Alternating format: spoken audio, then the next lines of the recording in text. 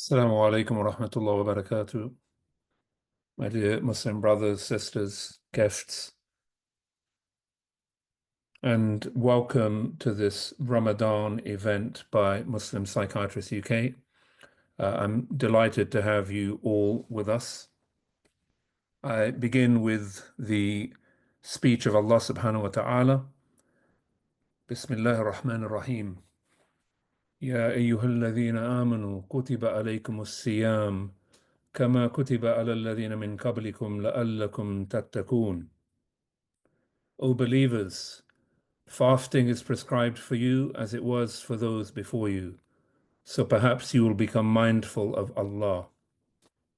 أياما معدودات فمن كان منكم مريضا أو على سفر فعدة من أيام أخر وعلى الذين يطيقونه فدية طعام مسكين فمن تطوع خيرا فهو خير له وأن تصوموا خير لكم إن كنتم تعلمون. Fast a prescribed number of days, but whoever of you is ill or on a journey, then let them fast an equal number of days after Ramadan. For those who can only fast with extreme difficulty, compensation can be made by feeding a needy person for every day not fasted. But whoever volunteers to give more, it is better for them. And to fast is better for you if only you knew. شهر رمضان الذي أنزل فيه القرآن هدى للناس وبينات من الهدى والفرقان فمن شهد منكم الشهر فليصم ومن كان مريضا أو على سفر فعدة من أيام أخر يريد الله بكم اليسر ولا يريد بكم العسر ولتكملوا العدة ولتكبروا الله على ما هداكم ولعلكم تشكرون. Ramadan is the month in which the Quran was revealed as a guide for humanity with clear proofs of guidance and the decisive authority. So whoever is present in this month, let them fast. And whoever is ill or on a journey, then let them fast an equal number of days after Ramadan. Allah intends ease for you, not hardship, so that you may complete the prescribed period and proclaim the greatness of Allah for guiding you, and perhaps you will be grateful. My dear brothers and sisters, esteemed guests, colleagues, we are once again on the cusp of the blessed month of Ramadan, the month of Quran, the month of mercy, the month of unity, the month of victory, the month of charity, the month where the gates of paradise are opened, where the gates of the hell are closed, when the shayateen are locked up, a month which has a night better than 1,000 months. Ibn Rajab reported that Ma'ala ibn al-Fadl, may Allah have mercy on him, said that the companions would supplicate to Allah for 6 months before Ramadan that they would reach Ramadan. And then after Ramadan, they would supplicate to Allah for 6 months to accept their deeds. The event this evening has been organized by Muslim Psychiatrists UK, which is a UK-based professional network of Muslim psychiatrists dedicated to promoting well-being, alleviating distress, and advancing psychiatric practice in line with Islamic values and principles. The event today is entitled Preparing Yourself and Your Patients for Ramadan. It's an online educational event targeted at psychiatrists and healthcare professionals. And some of the topics we hope to cover today are the law and spirituality of fasting, capacity, mental illness and fasting, dealing with medication, and then an open question and answer session with our speaker today. Just some information from the hosts. The recording of this event will be made available afterwards via our YouTube channel. We have a WhatsApp group for psychiatrists, which people are encouraged to join. In Ramadan, we will be opening up Muslim Psychiatrists UK for membership. And after this event today, we will email all participants with links to all of the above. There will also be information on our website, which also has links to our social media channels, including Instagram and LinkedIn. And for those of you attending today, I'd ask you to keep an eye out for our next webinar. And I'd ask for your support. And I'll kind of repeat that later in the program tonight, that we want people to support us by joining as members when that opens in Ramadan, and by volunteering to get involved with our work streams. So we've got a number of work streams which we're planning, a number of different things, including education, training, mentorship, advocacy. So a number of different things that we want colleagues to be involved in. But back to tonight's business. I'm delighted really to host the speaker this evening, who is a somewhat rare brand in that he is an Islamic scholar and a psychiatrist and a clinical director. Shaykh Asim Yusuf has ijazat to teach Islamic studies from over 30 scholars, and he's also got ijaza from the Royal College of Psychiatrists to be a psychiatrist, and he's completed his training both in classical Islamic studies, in medicine, and in psychiatry. He has a special interest in Islamic spirituality and mental health. He's acknowledged as an authority on Islamic psychology and regularly delivers lectures and seminars on the subject. He is the founder and director of the Path to Salvation Diploma in Classical Islamic Studies and the Sacred Text Syllabus. So the format for the event this evening is that I will pass over now to Shaykh Asim to talk about the subject matter at hand. And he will speak for about half an hour. And after that, we will enter into a question and answer and discussion session. Shaykh Asim.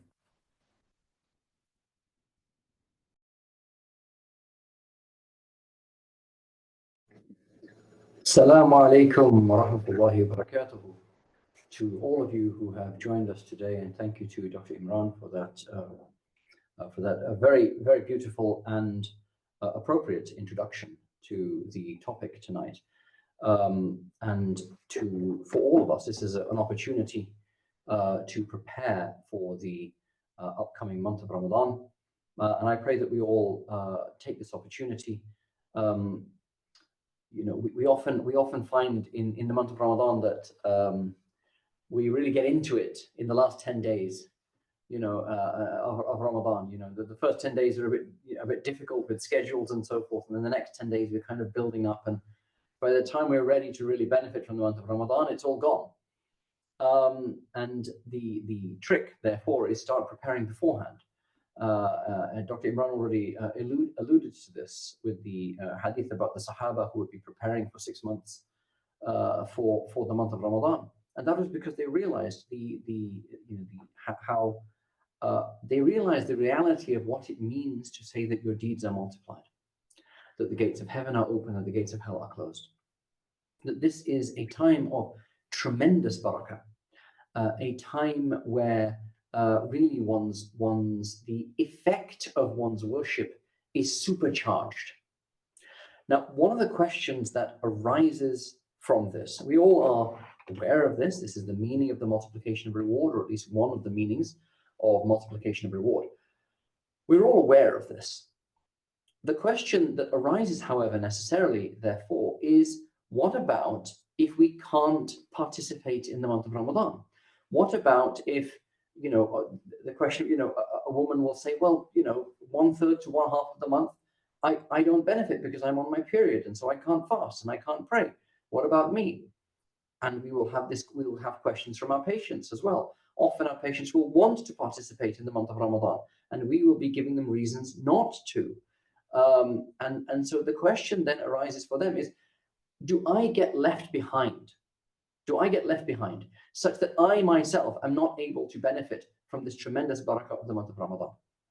So this is an opportunity. This seminar is an opportunity for us to both prepare ourselves for the month of Ramadan, but also to prepare our patients who often come to us with questions, and these questions relate to the interplay between fiqh and fact, between physical health and spiritual health, And this dynamic that exists is very clear, or the relationship between one's bodily health and one's spiritual health is very clear, both in the fact of fasting itself.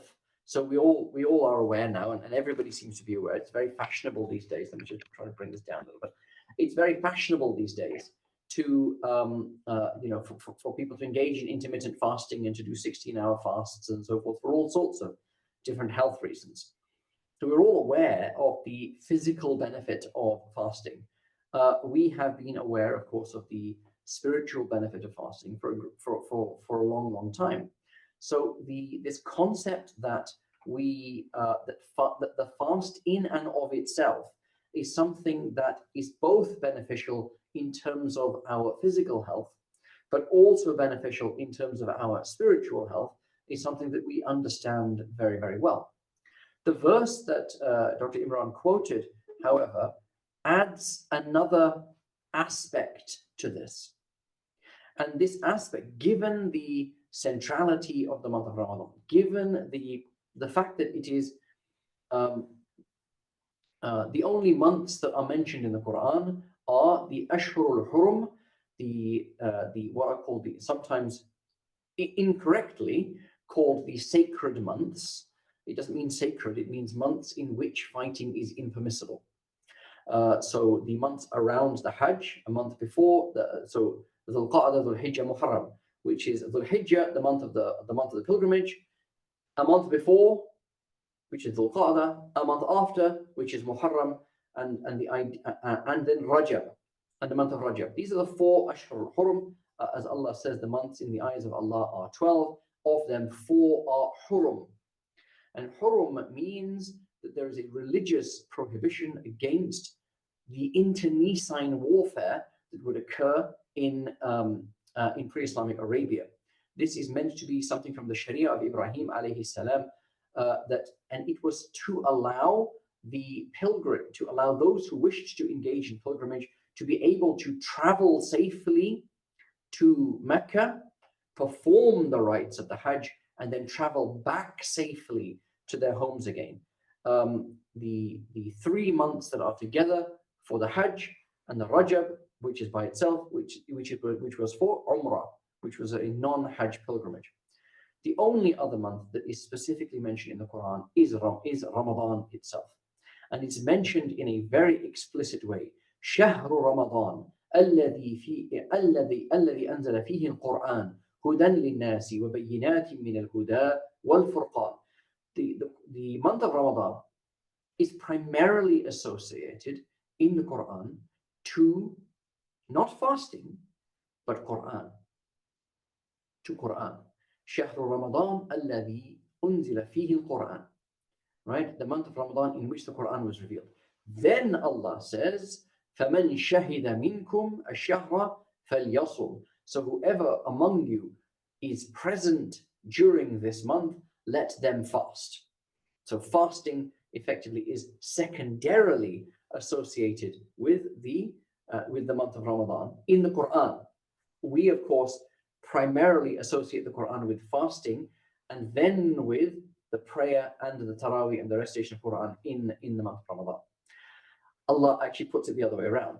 But then what you have is this very interesting dispensation. Okay, you have this very interesting dispensation. وَمَنْ كَانَ مَرِيضًا أَوْ عَلَى سَفَرٍ فَعِدَّةٌ مِنْ أَيَّامٍ أُخَرَ. Whoever among you is unwell or is traveling, i.e. is enduring the hardship of travel during this month, let them make it up on other days. Let them make up the fast on other days. In other words, when they get better or when they return from the travel. And there are 2 verses of Quran that come next to each other in Surah Baqarah. كُتِبَ عَلَيْكُمُ الصِّيَامُ كَمَا كُتِبَ عَلَى الَّذِينَ مِنْ قَبْلِكُمْ لَعَلَّكُمْ تَتَّقُونَ. That the fasting is prescribed for you as it was prescribed for those before you. You all know these verses. I'm not going to go into detail about them. In that verse where Allah talks about fasting being a prescription, in other words, an obligation, the dispensation is mentioned, right? And 2 specific dispensations are mentioned here. The first is the permissibility to delay fasting if you are ill or on a journey. The second is the permission to, instead of fasting, to feed people. وَعَلَى الَّذِينَ يُطِيقُونَهُ فِدْيَةٌ طَعَامُ مِسْكِينٍ, to give fidya. This verse mentions, therefore, the obligation of the fast and the dispensation. The very next verse, شهر Ramadan, mentions the obligation to fast as well as a dispensation. So you have this idea, and particularly for us as doctors and psychiatrists, you have this idea of the dispensation for illness built in, not just to the fiqh, not just by the schools of law, but into the very Quran itself, into the very text of the Quran itself. And this is actually quite unusual, for Allah to reveal an obligation and at the very same time almost conditionally remove the obligation from a group of people is actually quite unusual in terms of the Quranic style. What this indicates to us, therefore, is that fasting is not for everyone, but nonetheless, the benefit of Ramadan may be attained by everyone. And this is quite an important point to consider. So the obligation to fast is mentioned in a particular phraseology in the Quran that indicates obligation. The dispensation is also mentioned in exactly the same phraseology. In other words, the legal rulings are quite similar in this regard. So fasting, in other words, is a pillar of Islam, but it is a conditional obligation. It is conditional upon the absence of travel and the absence of illness. So from a legal perspective, from a Quranic perspective, this is how Allah approaches the concept of fasting in the Quran, fasting in the month of Ramadan in the Quran. Keep that in your mind.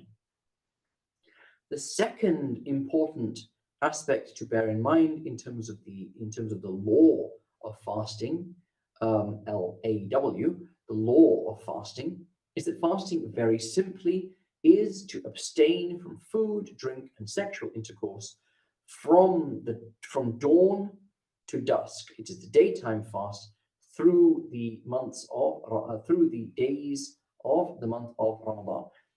As such, the fiqh of fasting is not complicated. How do you fast? Don't eat, don't drink, don't have intercourse. You're basically sorted. It's very simple because it is an obligation that is about omission rather than commission. It's not about doing something, it's about not doing something, which is relatively straightforward. The details around the fiqh of fasting basically return to, at what point is my fast broken? If X happens, is my fast broken? If I use toothpaste, is my fast broken? If I accidentally swallow water whilst I'm gargling in wudu, is my fast broken? And from our perspective, if I take a tablet, if I take an oral dispersible, if I take an injection, if I take an IV, if I use a patch, do these methods invalidate the sixth one is inhaler. If I inhale medication, do any of these things invalidate the fast? So if there are specific questions about this, I'm going to try not to kind of talk you to death. If there are specific questions about those sorts of things, you can of course bring them up in the Q&A, which we'd like to leave a fair amount of time for, I think. So that's as simple as it is where the law of fasting is concerned. Let's move on to the question of the spirituality of fasting. So the spirituality of fasting returns as many of the obligations, or as many of the ibadat do.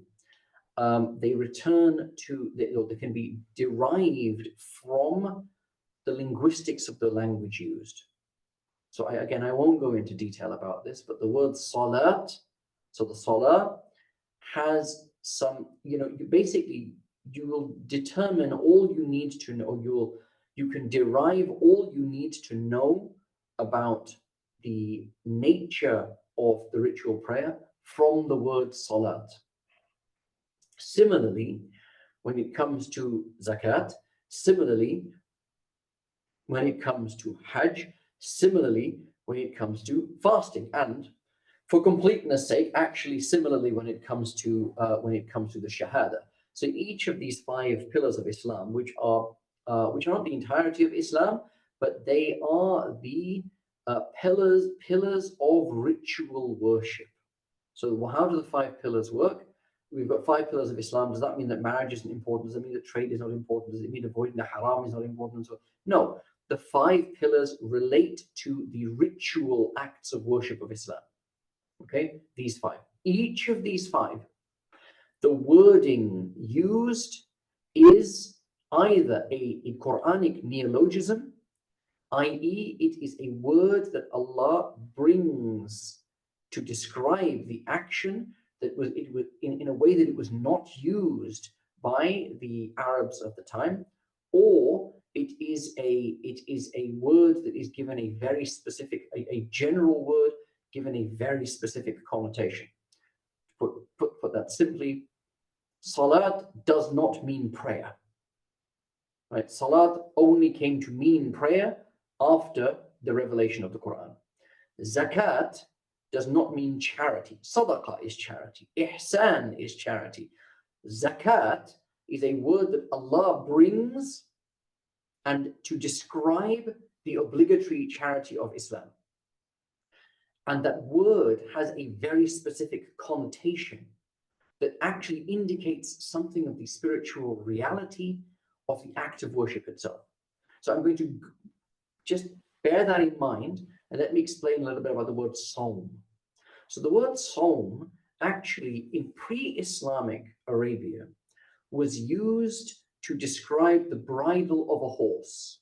Okay, so the bit between the teeth that you put between the teeth of the horse, and when you're riding a horse, there's a bit, a metal part that goes between the teeth. This was a great technological innovation that occurred in the Bronze Age.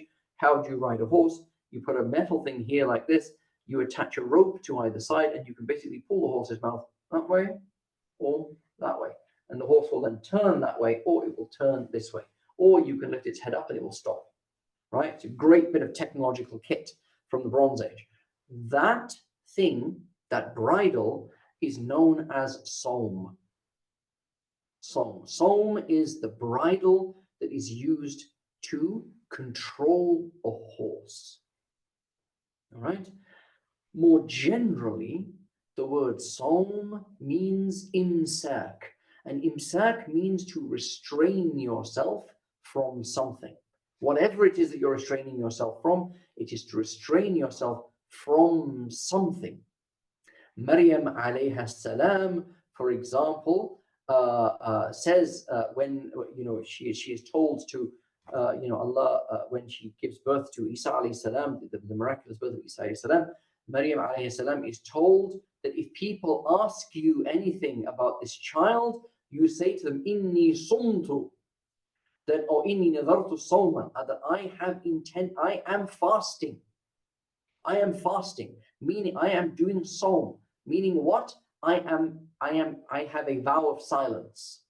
I am restraining myself. I'm doing imsak from kalam, from speaking. All right. So this is the word. That word sawm has this meaning of restraint. The actual original meaning, the bridle of a horse. What is therefore the fast in its reality? The Muslim fast during the month of Ramadan. It is a holding back of oneself, from the basic human desires and needs for a higher purpose, for the sake of Allah. It is a way of getting control of the powerful urges of the lower self, so that they can be utilized for your benefit. All your energies can be utilized for your benefit rather than being at your detriment. If any of you have ever ridden a horse, you will know that that horse, as Allah says in the Quran, the horse is, Allah has given you the command over beasts of burden, so that they may bear you, it's in such a way that you yourself would not be able to do illa bi shiqqil anfus, except with a tremendous effort of will. In other words, they carry you faster, further, with more baggage and more weight and encumbrance, because they are stronger than you, and they are stronger than you, they are more powerful than you, they have more stamina than you. But if you do not control them, they will control you. And I remember the first time I ever sat on a horse, and I thought, oh, this is easy. You just can hold the reins, you kind of go, giddy up, and the horse will go. No, that horse was doing its own thing, whatever it wanted to do. It paid no attention to me whatsoever. If it wanted to go off the path and go and eat something, no matter how much I yanked on that bridle, nothing would happen, right? I did not know how to do song. I did not know how to control this beast that was far more powerful than I was. Had I been able to, it would have carried me faster, further, and with less effort than I ever would have been able to manage by myself. So Allah is saying, by the use of this word song, that the purpose of the fast is to discipline the lower self, the human appetites, the desire for food, for intercourse, and so forth. I always forget the phrase, so there's fight and flight, and then there's rest and digest, but there's another one that kind of means procreated. I forget. There's a nice acronym. There's a nice sort of pithy way of talking about the functions of the parasympathetic nervous system, but it's your vegetative functions, effectively. So if you have these two quwwat of the human being, these two faculties of the human being. The first is the quwwat al-shahwa, which is the desire faculty, which we call vegetative symptoms. I should say your vegetative functions. So your food, your digestion, your sleep, procreation. And then you have the quwwat al-ghadab, which effectively is like your fear drive, your fear/anger drive. And that's really your sympathetic nervous system. That's your fight, flight, and so forth. And kind of parallels very nicely. It's the adrenaline-based system and the dopamine-based system. It's the sympathetic nervous system and the parasympathetic nervous system. But you have these two faculties, and fasting is about the control over those vegetative symptoms. Or rather, I keep saying symptoms because I'm a psychiatrist. You know what I mean. The vegetative functions of the human being. Gain control over those, and the great energy that we have as human beings will bear our souls further towards our destination than we would be able to achieve by ourselves. So that's something about the spirituality of fasting. There's much more to be said about it, of course, but that gives you some idea just from the word song. All right, we are seeking, therefore, by the fast to attain self-discipline. And by disciplining ourselves from our most basal desires, the idea is that you discipline yourself against in terms of more abstract harms that may come to you, such as in the case of Maryam alayhi salam, that you discipline your tongue by a fast of the tongue, you discipline your eyes by a fast of the eyes, and so on and so forth. So there are all these concepts that kind of ladder on top of the fast. The thing that is prescribed for all of the ummah, is the fast of Ramadan, the abstaining from physical things like food, drink, intercourse.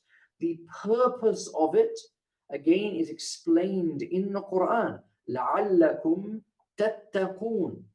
The purpose of this is to acquire taqwa, to acquire a state of consciousness of God, an awestruck reverence of God.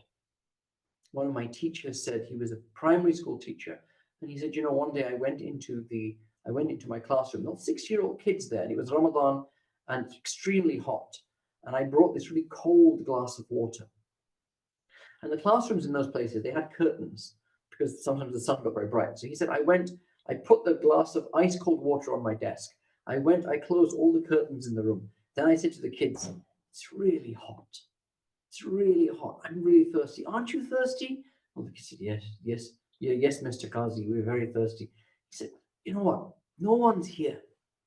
Let's all have a drink. I brought this glass of water for us. Let's all have a drink. I won't tell anyone. You don't tell anyone. We'll all just have a drink and no one will know any better. And he said, these 6-year-old children said to me, no, we can't do that. And he said, why not? No one is going to know. And he said, these 6-year-old children said to me, Allah will know. Allah will know. And that's the point of fasting. It's to teach you that Allah is with me. Allah is with me. That's something about the spirituality of fasting. Now I want to move on to the, you can go for talks on fasting and preparation for Ramadan from dawn to dusk, of course, for the next few weeks. Let's talk a little bit about our responsibility, however, as doctors. And there are really two things that we need to think about. One is that any medic would need to think about, any doctor would need to think about, and one especially psychiatrists need to think about. From the perspective of all doctors, it really comes down to the question of whether fasting is suitable and appropriate for my patient. Okay, because your patients will almost always want to fast. They will almost always want to fast. So what is the approach that one should take? So first, start off with straightforward things. Think about their medical history. Think about their pharmacological history. Talk about have they fasted previously in the month of Ramadan? How have they found it? How stable are they, in terms of their mental health, but also, of course, their physical health. How they, what challenges they might face in terms of the fast of Ramadan, and whether what they themselves have planned to do where that is concerned. Okay, and you will often find that patients have considered this. They have considered it. They've had experiences before, and so forth. A lot of these questions were very, very relevant a few years ago when the fast was extremely long. This year, the fast is pretty much going to be about a 14, 15, maybe 16-hour fast. It's not massively long. Siri is, Suhoor is going to be around, 4 to 5 a.m. depending on where you are in the country. Iftar will be again probably about 5, I say 5, 6, around maybe 6 to 7 p.m. Unless, of course, you're one of those weirdos from up north in Scotland, when the times will obviously be a lot longer. But that's a whole other question, right? So there is the question of duration to consider. But that is becoming, I suppose, less of an issue as time is going by. You also, of course, need to take into consideration whether, what information they have received from scholars or from, let's be honest, more likely from the internet or from a YouTube video or from some influencer or whatever it happens to be. Now, there are a number of aspects of Islamic law where there needs to be a degree of cooperation between the religious authorities and the medical authorities. Largely, my experience, particularly where imams are concerned, is that imams will say, go and ask your doctor. Right? Generally speaking, imams will just go ask your doctor. You do get some imams that will say, no, you must fast, and even if it means that you die, or you get ill, but you'll be a martyr for the sake. You will get. There are a few kind of irresponsible scholars like that, but generally speaking, they will just say, you go and ask your doctor. Your doctor says it's okay for you to fast. We're okay for you to fast. If your doctor says it's not, then don't fast. Okay? Generally speaking, that is what scholars, religious scholars will say. Then the ball comes into our court. Then the ball comes into our court as medics. Okay? And what are the things, therefore, that you need to be considering or looking at? What you need to do is, on the basis of the information that you've gathered, you really need to be looking at a risk stratification. Okay? So look at, patients who are at high risk, patients who are at low risk, and then there'll be some patients, of course, who are at very, very high risk. Okay? And I'll stratify this in terms of very high risk, and then low risk. Low risk, there is nothing to indicate that this patient would experience any adverse consequences, either in terms of their physical health or their mental health as a result of fasting. Okay? Then you have those who are high risk. Now, high risk patients are those where there is a significant possibility that either their mental health or their physical health will become disrupted or deteriorate as a result of them fasting. The advice to those patients is to strongly advise them against fasting, and to explain to them what I stated at the beginning of this, this sort of talk that I'm giving, which is where you have backing is not in the madhabs or in fiqh or what have you, but from the Quran itself. وَمَنْ كَانَ مِنْكُمْ مَرِيضًا أَوْ عَلَى سَفَرٍ فَعِدَّةٌ مِنْ أَيَّامٍ أُخْرَى. That those of you who are ill, you can delay the fast. You can delay the fast to other days. If you can't even do that because of the condition that you have, then you should then you give the fidya. Then you provide for the poor. And this is literally in the verses of Quran themselves, which is why I mentioned them and why Dr. Imran also mentioned them at the beginning of this presentation. You've got that backing. Many of us feel very uncomfortable about doing this, very uncomfortable about basically giving a legal ruling. Ideally, what you would say is, if you've got an imam or a scholar or what have you to go to, you would say, my advice, and this is how I advise medics to phrase this, is that were you to fast for X many hours in the day, have to disrupt your medication regime, or whatever it happens to be, this would lead to significant adverse consequences. It's very likely to lead to significant adverse consequences. Now go and speak to your scholar and tell them this is what I said. Now you're not giving the ruling. You're not giving the legal ruling, don't fast. What you are doing is giving a very clear statement about what the medical consequences of you fasting would be. That can be then taken away by the patient, and they can consider it, speak to whom they wish to, and so forth. So that hopefully is a balance where that is concerned. There are then those who are at very high risk.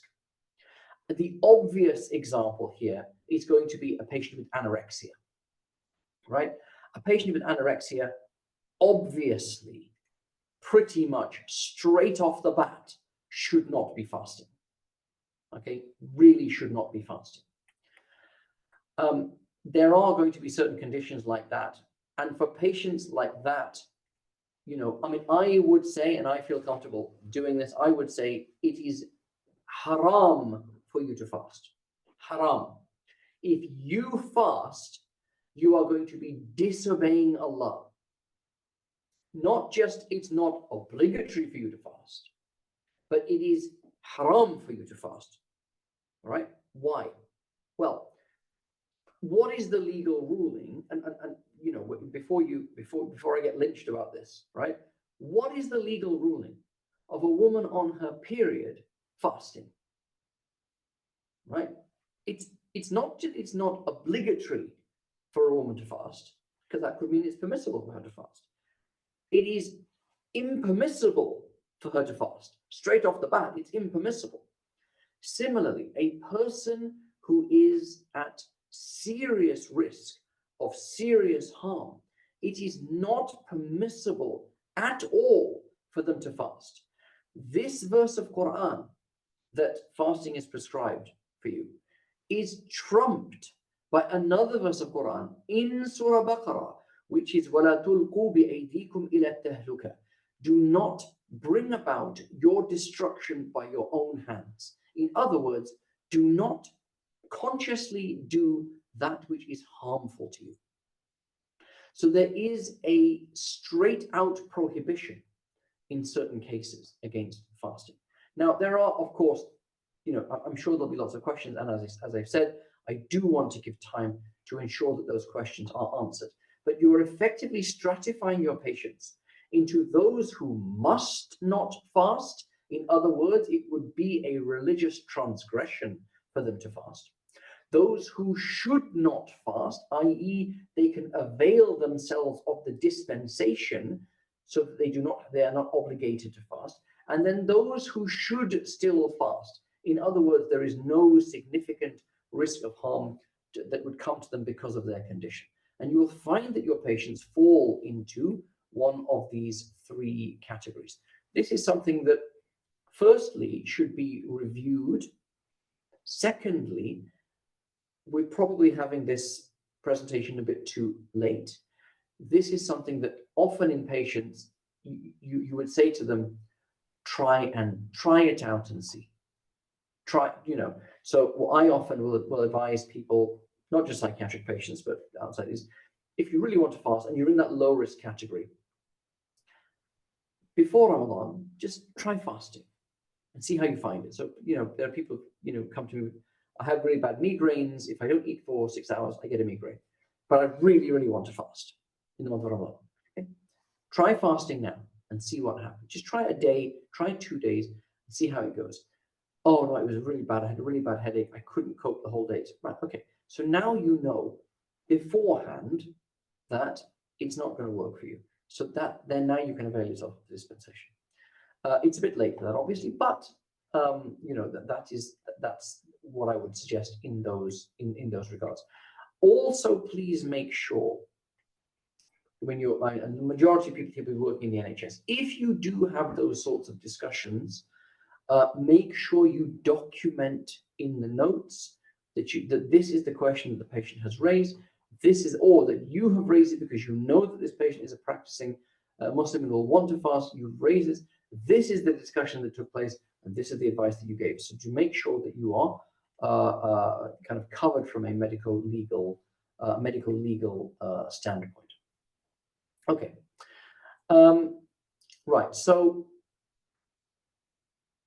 I don't know whether you want me to kind of go through conditions and so forth. I'm not sure we quite have the time for that. I'll look to the chair where this is concerned. There is obviously, we probably need to talk a little bit about medication, and then we need to talk a bit about capacity as well. Yeah, thanks for that, Asim. I mean, I'm quite happy at this point to start taking questions. And then perhaps in some of the answers, we can touch on the issues you raised about medication capacity. So the floor is open.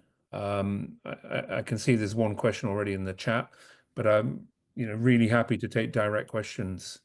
That's kind of why we've had this event today, so that colleagues can have an open discussion. So it's great to put questions in the chat. We will definitely go to those, but I probably give precedence to anyone who wants to raise their hand and and speak. But of course, we're gonna take the questions in the chat. We're gonna have no choice if no one puts their hand up.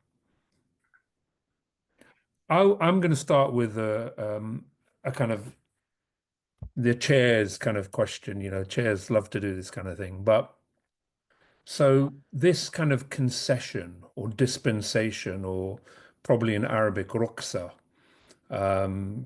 correct me if I'm wrong, so for travel, for illness, what's the general view? Because I know that I remember this hadith, which is that verily Allah loves for you to take his concessions. So is there a view, amongst scholars or, a view from the deen that if Allah subhanahu wa ta'ala grants you a concession, whether you ought to take it or not? Yeah, no, that's a really good question. And you're absolutely, there is exactly the hadith that Allah loves it when you abide strictly by what he has strictly prescribed, and he loves it when you avail yourself of the dispensations that he has provided. And this is something that is, it's important. It's a beautiful balance in the religion between those two things. Now, in terms of the scholarly opinion, what you tend to find is that scholars will do what scholars do today is exactly what scholars have done for 1,000 years. They have very much said that it all comes down to risk of harm, and the people that would assess risk of harm are the hakims, are the doctors, effectively. So you would go to somebody who has expertise in that field, and the question that you ask them is about what is the likely consequence of a particular thing. So I remember once I was, we were doing my wife actually was doing a Radio Ramadan program. This is many, many years ago now, doing a Radio Ramadan program. And she interviewed she was going to interview a gynecologist. And unlike me, she prepared for these things. So she kind of spoke to her in advance and so forth. And this lady basically, and she said, well, what's your advice to pregnant women? And she said, oh, you don't fast. Pregnant women don't fast at all. And she was like, oh, so she came and spoke to me. And I said, you're asking her the wrong question. You're asking her to give a legal ruling. Ask her this question: under what circumstances would abstaining from food and drink for, at that time it was 14, 15, 16 hours a day, consecutively, but eating well outside of that, consecutively for 30 days, be harmful to the development of the fetus? Now that's a medical question, right? When she asked her that question, then she said, okay. She went back and did some research, said, okay, well, IUGR, there was about 2 or 3 things that she mentioned. Right, okay, now that's the expertise is important. The medical expertise is important, but medics need to be answering the medical questions rather than the legal questions. Now, in terms of, however, as a general principle, what you find is that scholars tend to be, and this is in the main books, I don't mean your average scholar on the street, I mean in the main works of fiqh, they tend to be pretty lenient when it comes to the application of the sickness criteria. It's actually lay people themselves who are far more, alhamdulillah, but they are far more strict where this is concerned. So you will find, for example, in the Hanafi fiqh texts, they will just say that pregnancy, full stop, pregnancy is a reason to not fast. That breastfeeding, full stop, is a reason to not fast.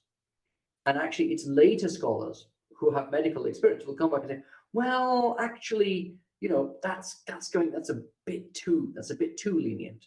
So you can err on the side of leniency rather than erring on the side of strictness in this matter. Okay, we've got a couple of questions in the chat. So let's go to the first one, which is from Sana. And I mean that you and other colleagues even on the call may have a view on this, but would a bipolar patient's mood become unstable due to not eating? That's the first part of the question.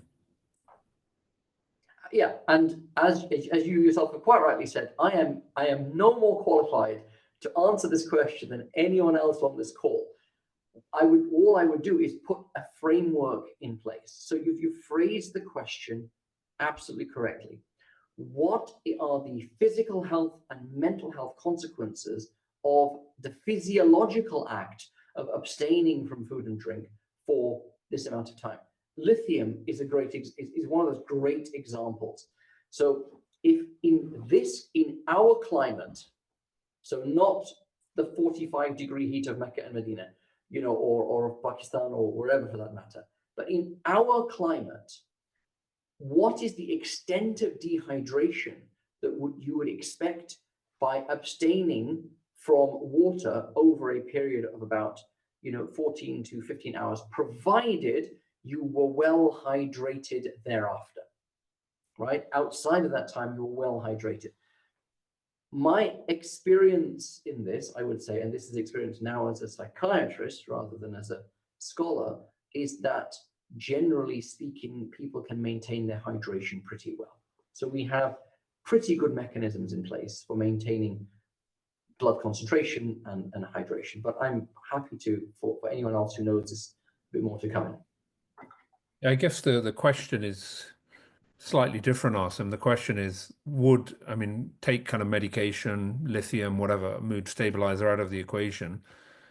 Just the mood of a patient with bipolar disorder, does it become unstable due to not eating? I mean, my mood sometimes becomes unstable due to not eating, I guess, and that could be the case for anyone. As a psychiatrist here, surely it would depend on the particular individual's history. So if this individual, had fasted as you suggested, like as a test before Ramadan, let's see how it goes, or like we sometimes used to do as children, fast half a day, um, and then you see whether there is any kind of causal connection between an exacerbation of the mental state and not eating. And so if not eating in an individual case made somebody really, really unwell in terms of their mental health, their bipolar disorder, they had more fluctuation of mood, they were more likely to relapse. Is that the test? And I think, yeah. So what the ulama generally tends to say about this is that that harm is known. In this case, medical harm is known in one of three ways. Or in other words, the other way they put it is a reasonable fear, what is called a khawf mu'tabar, a reasonable fear of harm is ascertained in one of three ways. The first of them is previous experience, right? So, and that's the individual thing. If this has happened to you before, then then you've got to, if it's happened before and nothing's changed, it's likely to happen again. The second is clear signs. So in the present moment, so the first relates to the past, clear signs. The first relates to the past, which is your previous experience. Second relates to the present, which is there are clear signs of pain or deterioration or what have you. So you imagine a person who's got a migraine, who says, I'm going to start fasting, but I know that if I get an aura, an hour before, and if I don't take the medication, at that point, I'm going to get a banging migraine. And 6 hours into the fast, the aura occurs. Well, now you've got an hour to take that medication. Break the fast, take the medication. Okay, that's the clear signs. The third, they say, is expert experience. So the first two are actually not even to be ascertained or adjudged by specialists. The individual can ascertain those things for themselves. The third is the specialist opinion.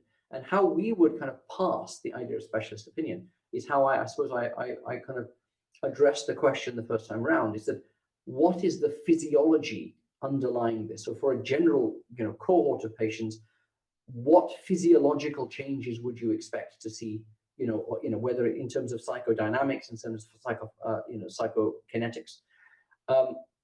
That's the way you'd approach the question. But absolutely, often you will find that the patient is the best guide, where this is concerned. And given that patients will often come to you, no patient's going to come to you saying, I don't want to fast. Can you give me a fatwa slip, please? That to the doctor. They might come to the scholar and say that. They're not going to come to the doctor and say, can you give me a fatwa so I don't have to fast? They will generally come to you because they want to fast. All right. So their experience, therefore, is likely to be much more reliable from that perspective. But yeah, so it's previous experience, which is about the patient. It's clear signs, in other words, early warning signs of relapse. And then the third would be what's the physiological basis of this? That's how you would kind of look at it or approach it with the patient. And the second part of Sana's question is about if they were taking, she's named a particular medication, which I think is valproate, modified release. Do you need to take water during the day? And again, I don't think that's the kind of thing that you can give a blanket answer to. I know valproate is associated with thirst. There are lots of medications which cause thirst. but it comes down to your earlier answer, I guess, about the climate, dehydration, the rest Yeah. of the patient's medical history in terms of other, other risk factors. For example, if you, I don't know, if you'd had a nephrectomy and you had, problems in terms of your kidney function, it may be more problematic. Um, have you got anything you want to say on that, Asim, in particular? Or I'll take No, I think that absolutely covers it. I mean, I think there's three, as I said, the three principles, how do you know when a dispensation can apply? Number one is previous experience that the patient has had. Number two is clear signs, that something is awry. And number three is effectively, more broadly and more generally speaking, is the kind of the physiological basis. And so a person's taking lithium, or so lithium, what's the problem? Dehydration and concentration. So dehydration leads to concentration, concentration leads to toxicity. Big problems arise from there. That's one thing. Medications that increase thirst, the problem isn't necessarily dehydration leads to concentration, concentration leads to toxicity. The problem is the dehydration and the feeling of or the thirst, I should say, it creates a subjective hardship in completing the fast that would not otherwise be present. And then it is a case of whether the patient is able to tolerate that subjective hardship for whatever reason it occurs. If I fast and then I go and I go into the gym for 2 hours, and then in the last 2 hours of the fast I'm feeling really thirsty, but I'm okay with that. I'm okay with that. I can manage that, and I choose to do that because I choose to do the exercise in a fasting state, and I'll take the thirst that comes along with it. Well, fair enough. That's subjective difficulty as opposed to objective physiological changes that can be dangerous. Yeah, and I see that Zainab has made a comment in the chat, which I'll come to because that kind of raises another little question.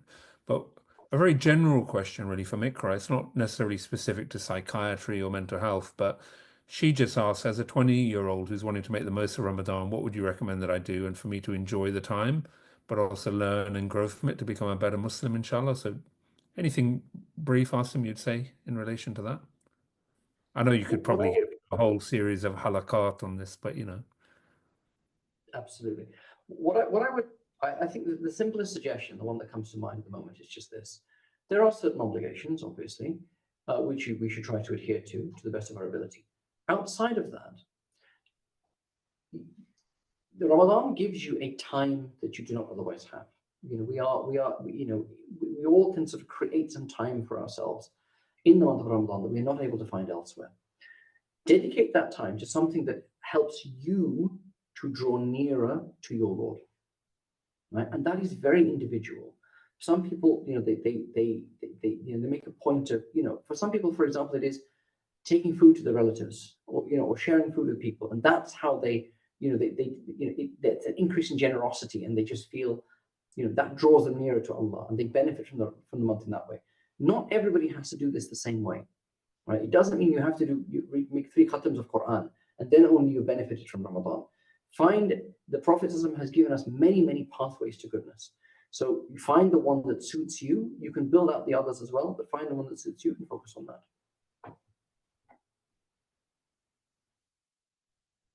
Assalamu alaikum. Yeah, sorry, I'm on mute. Yeah, go ahead, sister. Go ahead. Jazakallah khairan. Thank you so much, Dr. Asim Yusuf, and also yourself, Dr. Wahid. It's just a very quick question, really, in terms of depots, IVs, peg feeding, things like that. What actually breaks the fast and what doesn't? Because these are questions that are often asked by our patients to us.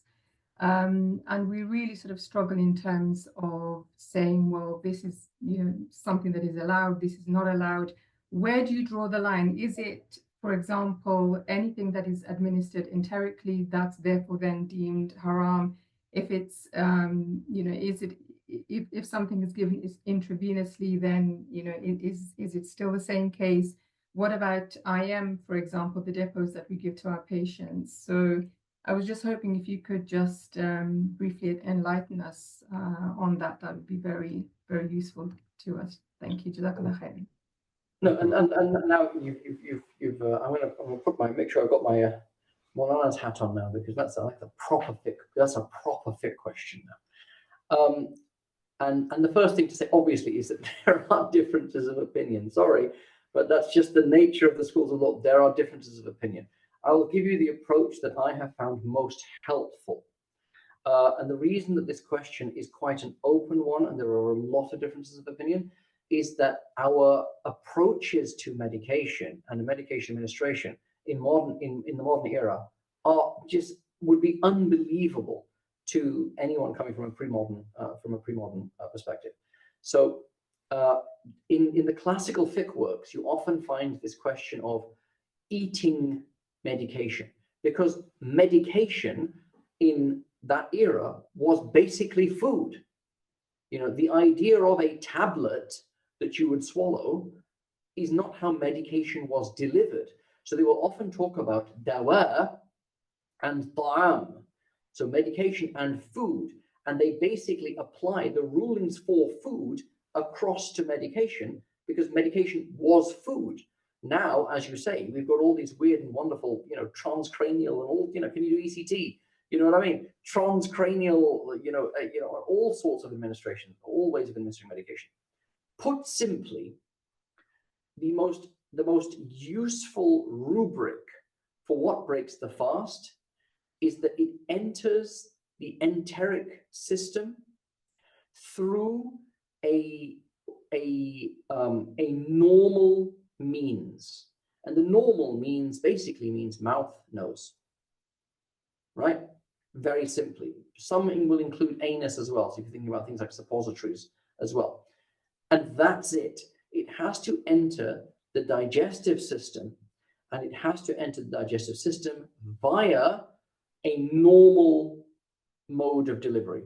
So whether that's the mouth, the nose. What that means, therefore, is that IM injections do not break the fast. IV injections even do not break the fast. Taking blood does not break the fast. What else did you mention? Patches do not break the fast. Very, very useful actually for people with addiction to alcohol, or who have chronic pain conditions and so forth. These things do not break the fast generally. Even PEG administration, which is through the stomach and into the through the abdomen into the stomach, would not break the fast. And actually, there is actually a classical legal case on exactly this question, that someone had been attacked by an animal and their stomach had been torn open. They were alive, and the question was, is it permissible? Can a person, if such a person is fasting, can you basically drop food directly into their stomach? And would that break the fast? And the ruling is no, it would not break the fast, because that is not what's called a madkhal mu'tabar, a recognized port of entry into the gastrointestinal system. So basically, no medication other than oral medication would break the fast. Now, a question that arises here, there's two questions. The first is sublingual oral dispersible medications. What happens in that circumstance? And in that circumstance, the medication is dissolving. So, it's dissolving through the viscera, buccal, where is the buccal cavity, or sublingually, it's dissolving directly into the bloodstream. All right. If a patient, and effectively the ruling of this medication is a bit like the ruling on toothpaste, weirdly enough, which is that it's going up to here, and as long as it doesn't go any further, as long as it doesn't hit peristalsis, you're basically okay. So if you basically keep the oral dispersible medication under your tongue, you don't swallow during the period that it's dissolving, and then you rinse your mouth out, that doesn't break the fast. The mere fact of you putting it in the mouth does not entail that it goes down into the esophagus. All right. So that's the first question. It's oral dispersible medication. The second is inhalations, and we tend not to deal with inhalations as frequently, but a lot of our patients, of course, will be on inhalers and ask this question. Now, about both of these two things that I mentioned, there is a spectrum of opinion in modern times. It's always obviously going to be a modern question, but there is a spectrum of opinion. Some say yes, some say no.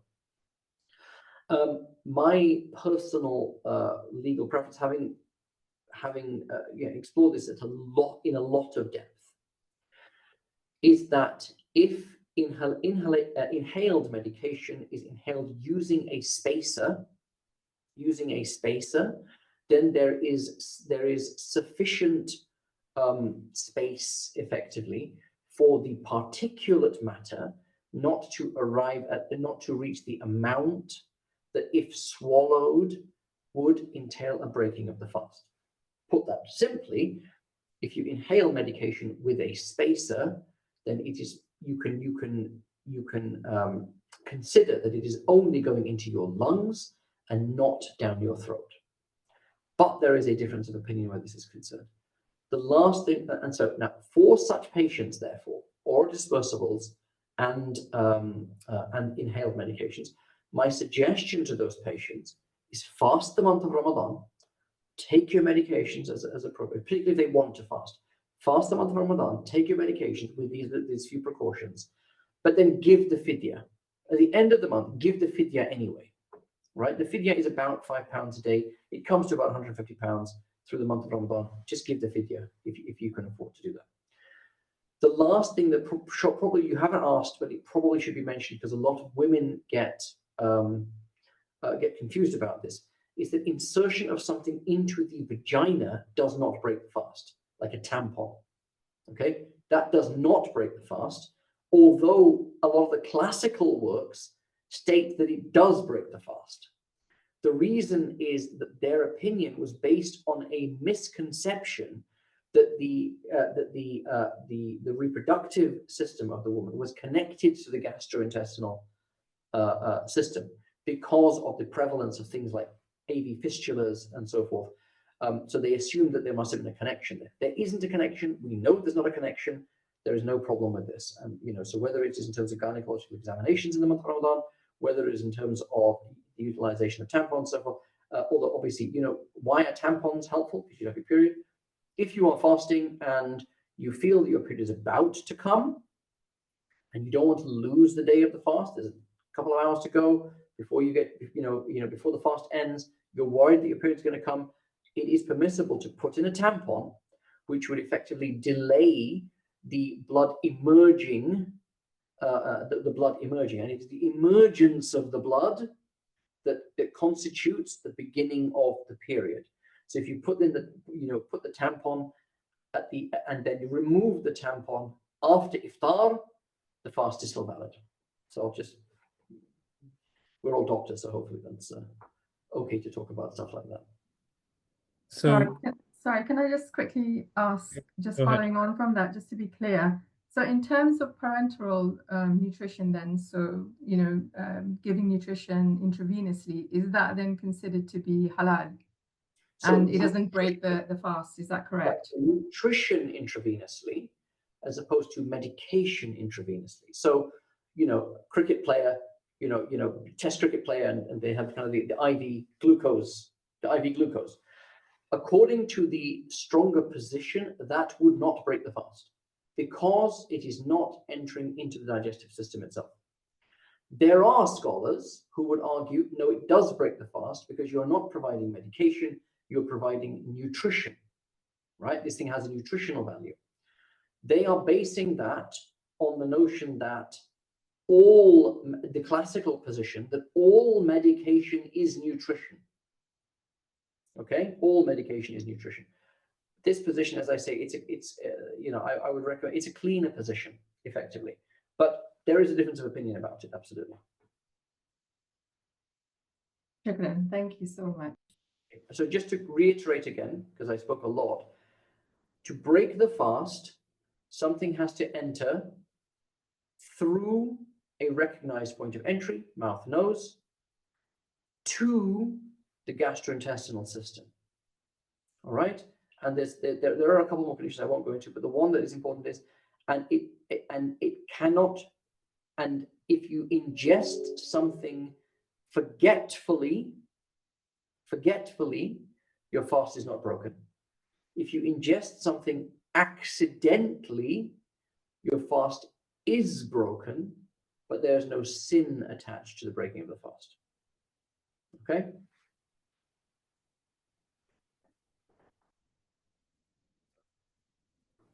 Any other questions from the floor? Sorry. Yeah, go ahead.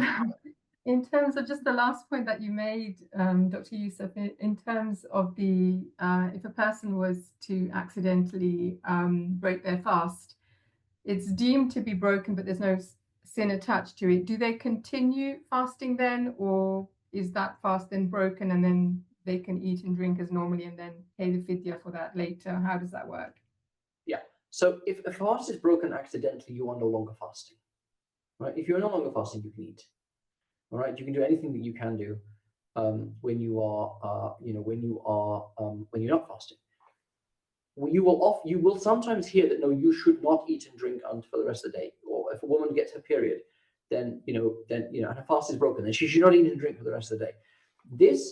This particular legal, I assume, is what you're kind of angling towards effectively in the question, which is a fair point, because you will hear this stuff.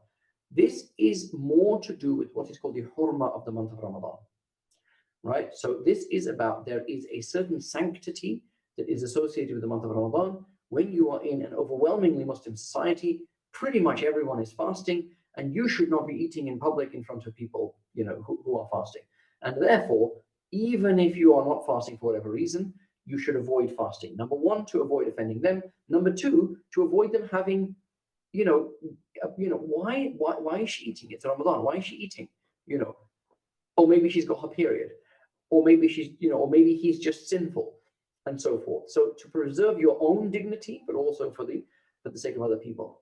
In the circumstances in which we reside, where the vast majority of people are obviously not eating and drinking, there is no specific religious value to continuing to, inverted commas, pretend to be fasting for the rest of the day. You may choose to do so, that's entirely up to you, of course, but there is no religious edict that states that you must do so. It is only this secondary consideration about, the views of other people, effectively. Asim, just on the points you've just been making, some might be confused about the difference between accidentally breaking a fast or forgetfully breaking a fast. Can you just quickly clarify the distinction between the two? It's a fascinating distinction. It's an absolutely fascinating distinction. And the distinction is, forgetfully means literally you forgot you were fasting, right?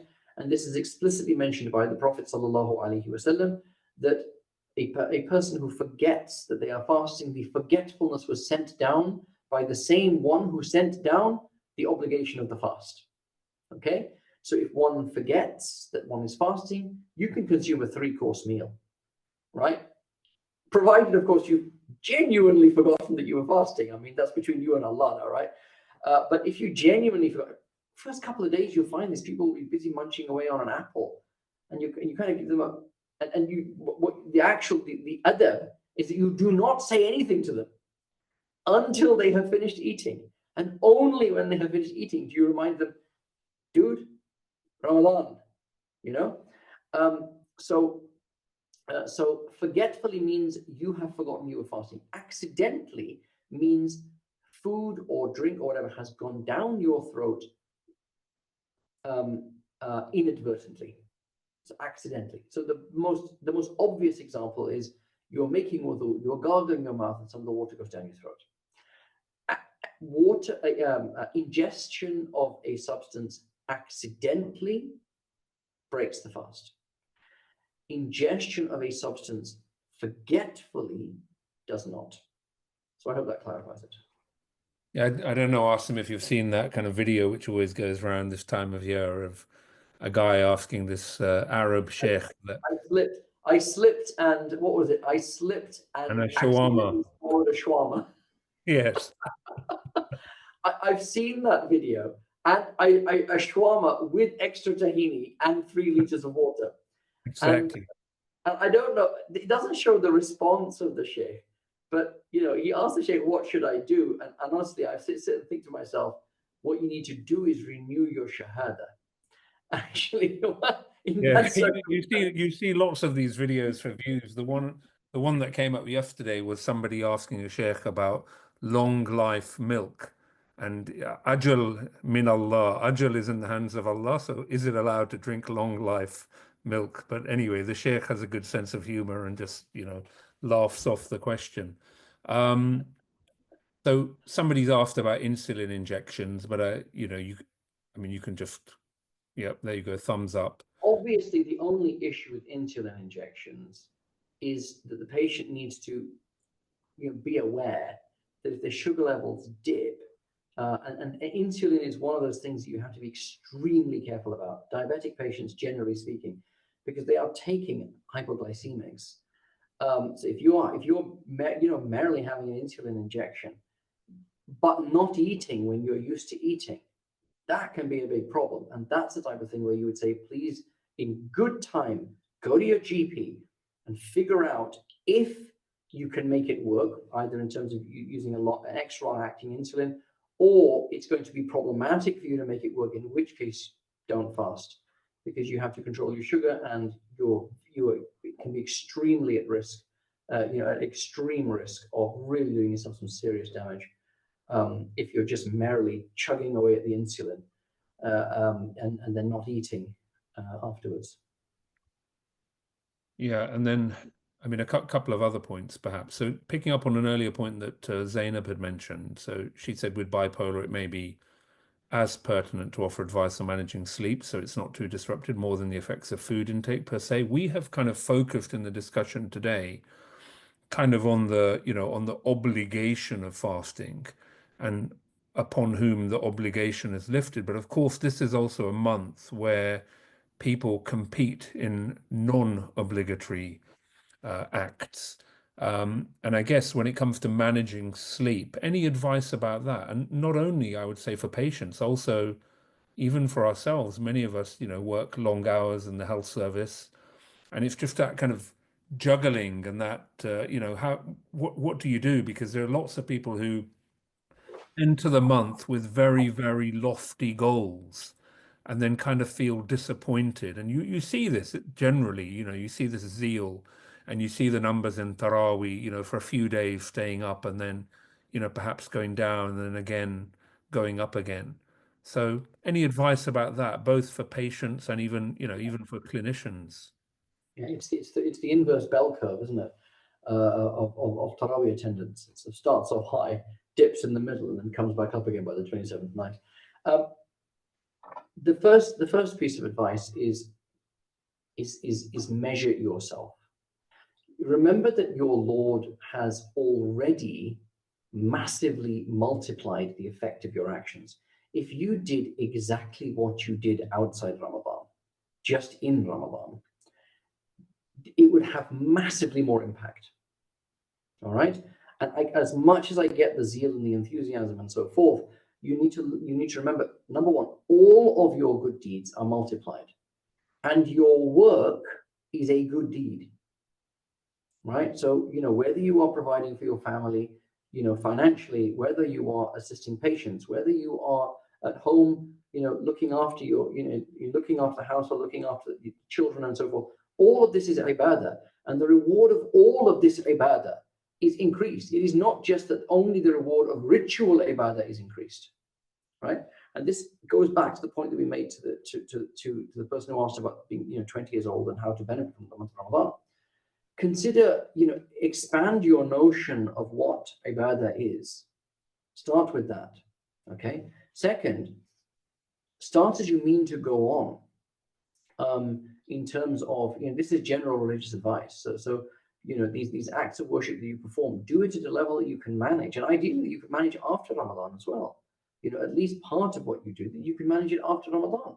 What we are trying to do is use Ramadan as a step up, not as a massive step up and then a step immediately back down again in Ramadan. You carry exactly where you were after Ramadan.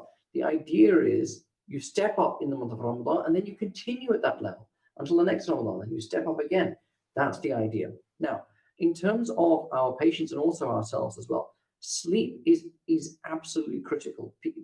We will all know the effect of disturbed sleep on our patients, on our patients' mental health, whether it's bipolar, but other conditions as well. And it's extremely important to be vigilant to ensure that you are getting sufficient amounts of quality sleep, both for ourselves and for our patients as well. I mean, in Ramadan, a qaylula, now there are all these fancy sleep apps now that you should be kind of making use of, really. So you're not waking up waking up for Seri like a zombie, but you actually wake up from REM sleep, or you wake up from from light sleep rather than deep sleep. A qaylula, power nap, 15-20 minutes, no longer than that. That 15-20 minutes in the middle of the day is extremely effective. As long as you don't go beyond that, you're getting to half an hour, 45 minutes, you're going to get into deep sleep and you're going to be groggy as anything when you try to wake up from that. 15-20 minutes in core sleep, it can be extremely rejuvenating. So talking to our patients about sleep hygiene, particularly in the month of Ramadan, same point, don't harm yourself physically in the process of trying to benefit yourself spiritually. Allah does not want you to harm yourself physically. First, look after your physical health. Your spiritual health will then basically take care of itself. I am about, believe it or not, to be logged out of my computer in 2 minutes' time. So if I suddenly disappear, I will try to log in on another device if we're going to be continuing. But just bear that in mind. Perhaps with that in mind, any kind of final thoughts, Asim, before I just bring the session to a close? Ramadan is a month of responsibility, both towards ourselves, but for a lot of us towards our patients, and it is an opportunity to make some real khidmah, to offer your patients balanced advice that will assist them in the month of Ramadan, whether they decide to fast or not to fast, whether they decide to do the nights of Taraweeh or not do those. But by providing that balanced approach to them, you can assist them in really maximizing what they can take out of the month of Ramadan. So Allah make it easy for all of us and give us all tremendous tawfiq in this month of Ramadan, and allow us to realize that what is achieved by our deeds in the month of Ramadan is tiny in comparison to what is achieved by Allah's generosity in the month of Ramadan. So seek His generosity in the month of Ramadan and do the deeds out of thankfulness for that generosity. Advise your patients of the same, and you will help them with any distress or guilt that they may have as a result of this, not being able to fast, if that is the case. Barakallah fiqh. For those who may have missed the introduction to this event was organized by Muslim Psychiatrists UK. We are a UK-based professional network of Muslim psychiatrists dedicated to promoting well-being, alleviating distress, and advancing psychiatric practice in line with Islamic values and principles. We're going to be opening up our membership in Ramadan, and we're keen for a lot of you to join, support, volunteer. We've got quite a few work streams planned, including education, training, mentoring, advocacy. The recording of this event will be made available via our YouTube channel. We've got a WhatsApp group for psychiatrists. Colleagues who are psychiatrists are encouraged to join that. And after the event, we will email all participants with further details about the things I have mentioned. Also follow us on social media. We're on Instagram, we're on LinkedIn, and keep an eye out for our next webinar. I see the comment saying, can we have further sessions? That's the plan, inshallah. We will be organizing further sessions. And so just finally, we pray that Allah subhanahu wa ta'ala accepts our siyam, our fasting, that He accepts our qiyam in Ramadan, our good deeds, our charity. We pray that Allah subhanahu wa ta'ala allows us to reach Ramadan, to witness Ramadan, to benefit from it. We pray that Allah subhanahu wa ta'ala allows us to serve our patients both before Ramadan, during Ramadan, and after Ramadan, and allows us to serve him. And we pray for Allah subhanahu wa ta'ala's mercy, for his forgiveness.